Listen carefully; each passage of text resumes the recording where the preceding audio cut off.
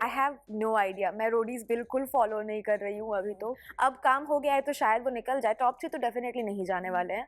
तो great job makers, good move you. After big boss के बाद अब कैसा लग रहा है घर पे रहकर, और घर के चीजें और घर के माहौल में रहकर कैसा लग रहा है? फर्स्टली क्या कहना चाहेंगे? थोड़ा सा डिफरेंट तो डेफिनेटली लग रहा है। अभी भी मैं सुबह उठती हूँ तो बॉडी का क्लॉक तो अपने आप 8 बजे सेट हो गया है, क्योंकि वहाँ हमें 8 बजे उठा देते थे। तो अब मैं उठती हूँ 8 बजे एंड मेरा फर्स्ट रिएक्शन होता है जल्दी उठ गई क्या, बिग बॉस क्यों नहीं बजा अभी? एंड देन आई रियलाइज कि नहीं, मैं घर पे आ चुकी हूँ। So that's a little of. And उसके अलावा अभी पूरा दिन लगता है कि करे क्या। ऑब्वियसली घर से बाहर निकलूंगी तो बहुत काम है, बट अगर मैं घर के अंदर रहूं, क्योंकि वहाँ सिर्फ हम घर के अंदर रहते थे एंड पूरे दिन बिजी रहते थे, यहाँ करने के लिए कुछ है ही नहीं ऐसा लगता है कभी कभी। So it's very different but अच्छा। टॉप 5 टॉप 6 सब रह गए हैं घर में, आप देख रही हैं बिग बॉस, फॉलो कर रही हैं? नहीं, नहीं मैं नहीं देख रही हूँ। एज अ विनर कैसे देखना चाहती हैं आप अकॉर्डिंग टू यू? अपने आप को देखना चाहती थी मैं, पर वो तो खैर हो ही नहीं पाया। तो अभी आई थिंक मुझे अच्छा लगेगा इफ रजत विंस। कहीं अगर मैं पूरी जर्नी की बात करूँ बिग बॉस का, तो कौन सा ऐसा मोमेंट था जिसे आप शेयर करना चाहती हैं, या पूरे अगर इन फ्यूचर कोई बिग बॉस का नाम लेता तो आप मुझे बताना चाहें कि यस बिग बॉस में ये मेरा अच्छा मोमेंट था? मेरे सारे मोमेंट्स बहुत अच्छे थे। आई थिंक मेरी एंट्री ही काफ़ी अच्छी थी। जो भी मेरा स्टेज पर हुआ था that was dynamic. I mean काफ़ी हेडलाइंस बने थे उसके। अगले दिन जो मैं घर गई थी एंड पहली और आखिरी बार ईशा ने मुझे छेड़ा था, उसके बाद कभी उसने हिम्मत नहीं की छेड़ने की। तो I think that was pretty iconic. उसके बाद शो अंत होते होते आखिरी बार अविनाश ने भी मुझे छेड़ा था and that was the last time जब उसने मुझे छेड़ा था। एंड मेरी मम्मी जब बिग बॉस के घर आई थी। आई थिंक ये कुछ मोमेंट्स है जो फर्स्ट एंड लास्ट थे, तो I think those were very special. जहाँ हम कशिश को जानते थे, जब कशिश और दिग्विजय एंटर किए, हमने सोचा था as a audience, as a viewer, हमने देखा कि अब वो सबका फाड़ेंगे, क्योंकि कशिश के सामने कोई बोल नहीं सकता, ट्रू। दिग्विजय के सामने कोई दिमाग नहीं चला सकता, यू नो। और ये कहीं ना कहीं हुआ, दिग्विजय का एक गेम प्लानिंग से उसे निकाला गया। अगर वो वोटिंग के आधार पर, तो अब तक वो घर में रहता। और वहां जहाँ आपको देखा गया तो आपके भी सामने कोई नहीं बोल रहा था, बट कहीं ना कहीं लोग कहते थे कि अगर आपने फ्रेंडशिप स्ट्रॉन्ग बनाई होती तो शायद अब तक आपको सेव करके रखा। हाँ, ये तो फैक्ट है। ये तो मुझे भी लगता था कि अगर दिग्विजय और मैं साथ में खेलते तो काफ़ी बेनिफिटिंग होता। और ये चीज़ मतलब अगर आप समझदार हो तो आपको समझ में आती है घर के डायनामिक्स भी कैसे चलते हैं। एंड इस चीज़ के लिए काफ़ी बार उसको आई मीन बिग बॉस ने भी उसको बोला ही था, मौका दिया था कुछ करने के लिए इस डायरेक्शन में। और मैंने भी सामने से काफ़ी बार पहल की थी, क्योंकि मुझे ये चीज़ें समझ आती हैं कि अपना ईगो या अपना जो भी है दुख दर्द एक पॉइंट तुमको छोड़ना पड़ता है and you have to move forward with the world.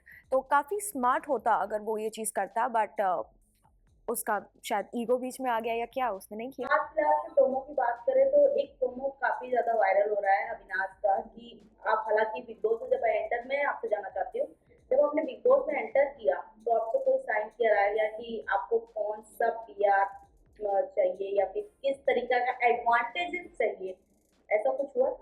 शायद मैं उतनी इम्पोर्टेंट नहीं हूँ उनके लिए, क्योंकि मुझे तो ऐसा कुछ भी नहीं बताया गया था। ये मैं नहीं, पहली क्योंकि बार सुन रही हूँ। लास्ट टाइम अभी घर के अंदर मीडिया गई है तो अविनाश का ये कहना है कि करण मेहरा ने पीआर का एडवांटेजेस बिग बॉस के सामने रखा था, जो उसे मिला है, और पब्लिक अच्छा, उसे सपोर्ट कर रही है। तो फिर ये एडवांटेज उसने क्यों नहीं रख लिया? या जब इतना ही समझदार था और उसको पता है चीज़ें कैसे चलती है, तो खुद क्यों नहीं कर लिया?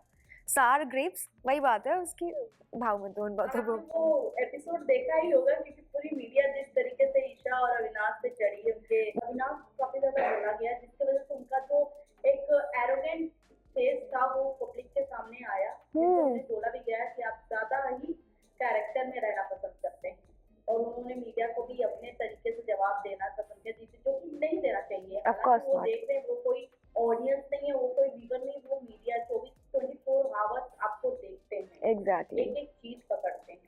तो अगर मैं आपसे पूछूं, आप रजत को सपोर्ट कर रही हैं, तो रजत को पर भी काफी ऐसे पॉइंट उठे हैं कि रजत का जो बाहर इतने सारे एलिगेशन लगे हुए हैं, अगर वो विनर बनते तो क्या जस्टिस होगा? नहीं, ये बात एक्चुअली आपकी काफ़ी सही है। इस बारे में मैंने भी कई बार सोचा था कि अगर हम ऐसे इंसान को इतने बड़े प्लेटफॉर्म का विनर बनाते हैं जिसके पास में ऐसी चीज़ें हुई भी है, तो वो यूथ के लिए काफ़ी गलत एग्जाम्पल है कि तुम भी ये चीज़ें करो, बाद में आके सॉरी बोल दो तो सब माफ़ हो जाएंगी। But this is very sensitive also, क्योंकि इस बारे में हमें बहुत टैक्टफुली सोचना चाहिए, क्योंकि जब मैंने घर के अंदर कहा था कि मैं रजत को सपोर्ट करती हूँ, मैंने ये जानते बूझते नहीं कहा था कि उसने पहले क्या किया, और मैं उन चीज़ों को वैलिडेट नहीं कर रही थी। मैंने सुना उसने क्या किया, लेकिन वो जजमेंट देने के लिए बाहर एक जज बैठे हुए हैं जिनका वो काम है। मेरा जजमेंट देना, क्योंकि किसी की लाइफ और डेथ की बात होती है, तो वो मेरे लिए सही नहीं है। मैंने बोला घर के अंदर के हिसाब से उसको जीतना चाहिए, क्योंकि घर के अंदर उसका व्यवहार एटलीस्ट मेरे तरफ काफ़ी अच्छा था। बाहर आकर के मुझे पता लग रही है और भी चीज़ें कि ऐसा ऐसा भी है अगर हम करते हैं, जो कि पब्लिक का कहना है कि अगर उसको जिताएंगे तो गलत एग्जाम्पल है। तो उसमें मेरा बस इतना कहना है कि अगर जो चीज़ें उसके बारे में कही जा रही है वो सच है, तो उस पे जज एक जजमेंट देंगे और हमें उस जजमेंट को मानना चाहिए। अगर वो जानने के बाद भी सारी जनता मिलके उसको वोट कर रही है और वो जनता के वोट्स के हिसाब से जीत रहा है, तो उसमें हम फिर रजत को गलत नहीं ठहरा सकते हैं। फिर वो हमारी चॉइस है और हम वो पिक कर रहे हैं। वैसे मैं आपसे जानना चाहूंगी बिग बॉस के मेकर्स को आप क्या कहोगे, क्योंकि जहां उन्होंने विवेक, अविनाश और ईशा को बहुत बचाने की कोशिश की है, हर बार की है, वहीं अब मीडिया ने उनकी पूरी बैंड बजाई है, तो आप क्या कहोगे मेकर्स को? I think makers very smart. उनको पता था कि ईशा की, अविनाश की मीडिया बजाएगी और लोगों को पसंद आएगा, तो उन्होंने तब तक उनको बचा के रखा। So I think this is a very smart move. अब काम हो गया है तो शायद वो निकल जाए। टॉप 3 तो डेफिनेटली नहीं जाने वाले हैं।